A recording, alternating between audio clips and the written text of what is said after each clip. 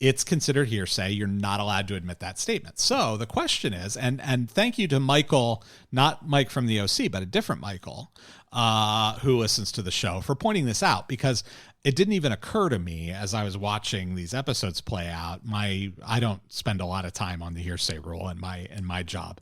And so it hadn't even occurred to me that his statement while he was comatose would not be admissible under the hearsay rule. And I started digging into it and looking into it a little bit. And I think that I think it might not be so open and shut, but I think it's likely that it would not have been admissible. Now, Lee Paxton is awake in this episode, so at the end of the day, that doesn't matter. He's awake and cogent and able to remember what happened and testify to it and everything else.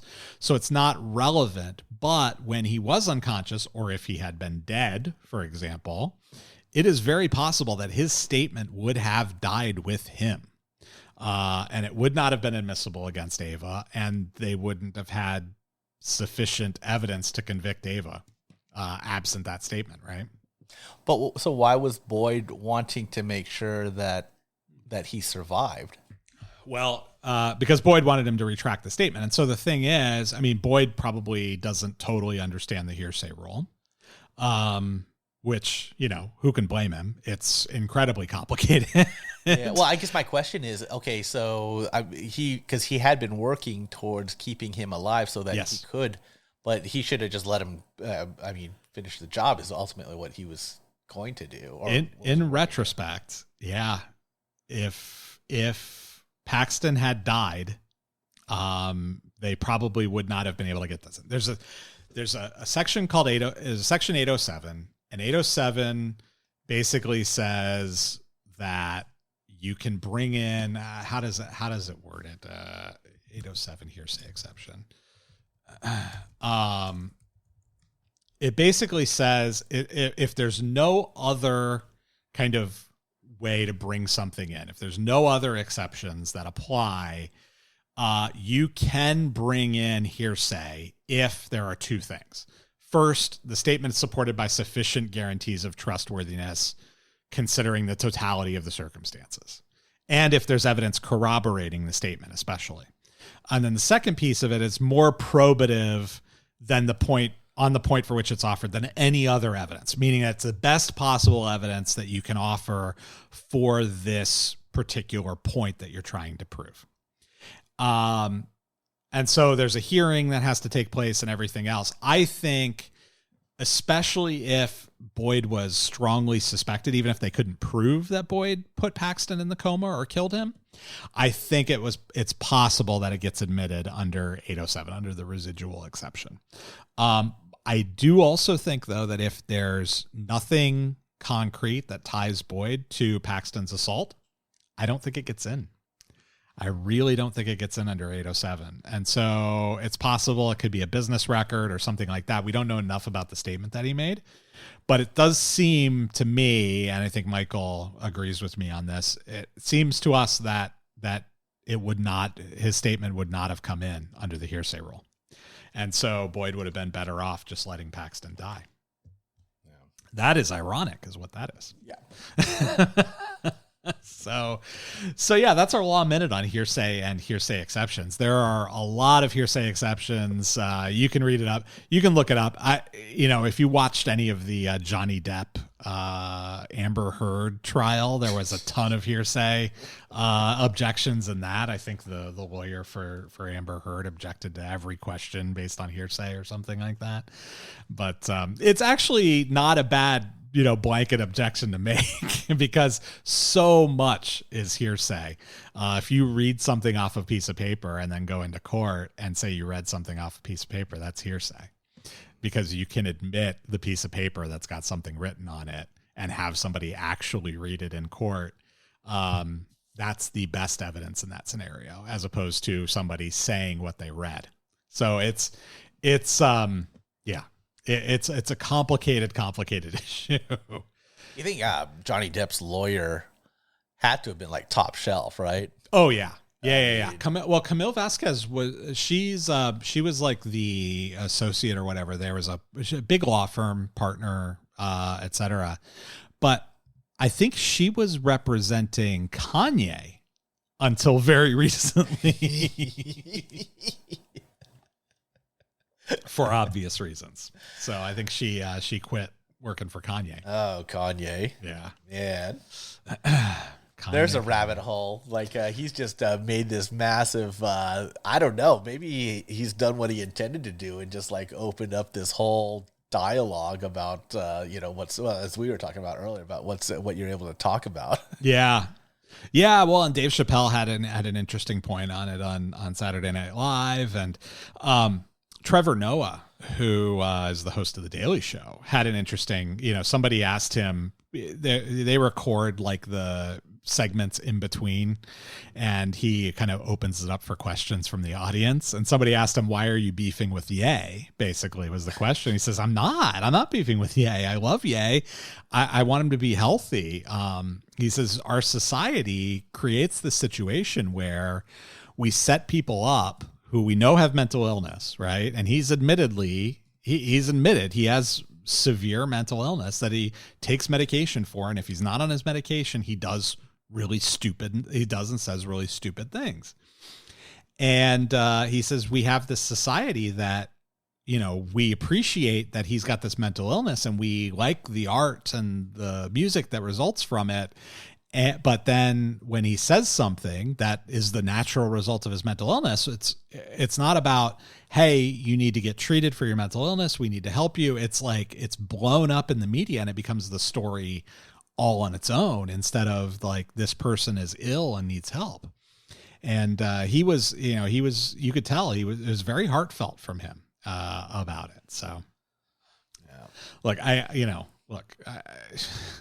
I don't think any level of mental illness, aside from, something that you have to be committed for, excuses racism or, anti-Semitism. I'm looking at you, Mel Gibson. I don't care how drunk you are. We haven't talked about Mel Gibson. Yeah, well, look, I give Mel Gibson a hard time for it. I'm going to give Kanye a hard time for it. The things he said were anti-Semitic. It's that simple. It's open and shut. I think Kanye has a better kind of has a little bit more of a credible argument because the man is, for lack of a better descriptor, he's crazy. And he's admittedly crazy, and we know he's bipolar. We know he takes medication. We know he says dumb shit all the time. Whereas Mel Gibson's tends to be kind of very targeted. It's like a sniper rifle versus a buckshot shotgun blast. Yeah, but you know what? I think that's the part of being. I don't know if either of them are genius. Well, they might be geniuses, but that's part of it, right? Like you're trying to explore whatever, and sometimes you step in it. You're trying to explore or push boundaries or be creative or whatever, and sometimes you step in it. Yeah, yeah. And Kanye has absolutely stepped in it to the point where he's not going to be given a whole lot of opportunities to step in it ever again. So. Last thing I'll say about that is check out his trainer. His trainer, Harley something. When your trainer's threatening to institutionalize you, I think that's I don't know. Just the idea of that guy being being the one who's threatening to institutionalize you, sort of your life coach and trainer at the same time. Yeah, it's weird. It's super weird. Super weird. So anyway, let's get back to the episode. So Art finds out all of this stuff about Sammy and Raylan and Nikki Augustine, and is now going to have to seek out Picker to get the whole story. So that kind of wraps up that plot line for this episode. We then get Boyd and Carl meeting with Hot Rod Dunham to offload the heroin. So we see Boyd and Carl watching Johnny meet with Hot Rod Dunham. So Boyd did not expect that. And they are just two men, so they're not going to try and take him down tonight. But Boyd has a plan. They're going to plan and they're going to take him down soon. And now that Boyd knows that Hot Rod Dunham's involved, it's a question of, okay, what am I going to do to kind of turn this around? We also find out that Messer is absolutely, definitely dead. He was murdered. They said they found a 32 slug in him. And I thought that was funny, Randy, because when they show Dewey cocking his gun, they give a close up to it and they give that little, the little, I don't know what that's called, the ejection port, Uh-huh. And it always has the caliber on the brass there, or the copper, whatever it is, the steel right on the cover of the injection port. Yeah. And it says 380 on it. Yeah. So I thought that was interesting that the gun that Dewey used was a 380, but they said they found a 32 slug. Now those are very similar calibers. Yeah, but they're not the same. Yeah. I wonder if it's one of those things where you can shoot, put that in the gun. Oh yeah. That's possible, like depending on the size of the round, but I don't know for sure. Yeah, I don't know either. But I did notice that because I thought it was weird that we saw the 380 thing for Dewey in the first, but the pre-credit kind of portion of the episode. Yeah. But and then they said it was a 32. They usually are really good about the details on stuff like that on this show. So yeah. But R.I.P. to Wade Messer. R.I.P. to Wade Messer, indeed, and hell of a way to go, too. Huh? Jeez. Yeah, shot, then beaten, then kind of dragged your way through the woods and almost made it to safety before you bleed out. Yeah, that's pretty rough. Yep. So, and on the other hand, so we've talked about Wade Messer on this podcast before. He played Raylan Givens, the actor who played Wade Messer, played Raylan Givens in Pronto, a made-for-TV movie that's not very good. And so that's the end of Messer for this series. So, we also have a confrontation with Dewey and Daryl, and Dewey. After they discover that Messer's dead, they come back to Audrey's. Dewey goes to his trailer and proceeds to get drunk. And I have a clip of their confrontation. How long you aiming to keep me locked up like this? Till your dumbass sobers up and starts acting right? You can't keep me in here, Daryl. This is false imprisonment or some shit. So what, you gonna call the law on me? Supposing I did, you son of a bitch, what then? Huh? All that shit you made me do? Dragging Messer into the woods to kill him? Why'd you make me do that, huh? Why? Hey! You about done with your little hissy fit, huh? Can we talk? Why'd you make me do that? I'll tell you why. So I know you a damn crow. You're one of us. I ain't one of you. You ain't? Huh? So go on and run away like a full-blown bitch. Go ahead. But I'll tell you what, you get out in the world and take to running your mouth about your kin and all the bad shit we done. Just remember which one of us pulled that trigger on Messer. Yeah, big man. That was all you, boy. All you. Or you could take the plunge, stay with family. Be a part of what the Crows are building here. Reap the benefits of that good loyalty. Sounds like you're selling me tires. Nah. I'm selling you a life, Dewey Crow. You just got to make a choice.